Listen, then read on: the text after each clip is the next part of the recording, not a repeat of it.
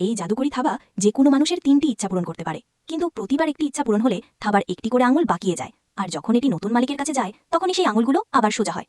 এক বৃদ্ধা নারী একদিন এটি পাওয়ার পর তার পরিবারকে ধনী করার ইচ্ছা করলেন, কিন্তু পরদিনই তিনি সিঁড়ি থেকে পড়ে গিয়ে ঘাড় ভেঙে মারা যান। তবে মৃত্যুর পরে তার স্বামী বীমা থেকে অনেক টাকা পেয়ে যায় এবং পরিবার সত্যি সত্যি ধনী হয়ে ওঠে। কিন্তু স্ত্রীকে হারিয়ে স্বামীর জীবন কষ্টকর হয়ে পড়ে। তাই তিনি স্ত্রীকে ফিরিয়ে আনতে চাইলেন। স্ত্রীকে কবর দেওয়ার পর তিনি সেই জাদুকরি থাবাটি বের করে প্রথম ইচ্ছা চাইলেন, আমার স্ত্রীকে ফিরিয়ে দাও।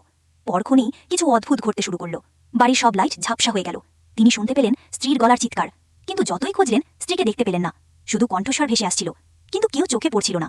সেই রাতে বৃদ্ধ লোকটি তার বাড়ির পাশে শ্মশান ঘাটে কাজ করছিল। হঠাৎ পিছনের একটি কফিন নিজে নিজেই বন্ধ হয়ে গেল।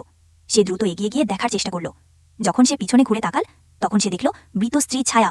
সে ভাবল হয়তো স্ত্রী আবার বেঁচে উঠেছে। সে তৎক্ষণাৎ গাড়ি নিয়ে কবরস্থানে গেল এবং স্ত্রীর কবর খুঁড়তে শুরু করল। আর ঠিক তখনই কবরের ভেতর থেকে স্ত্রীর কান্নার শব্দ ভেসে এলো।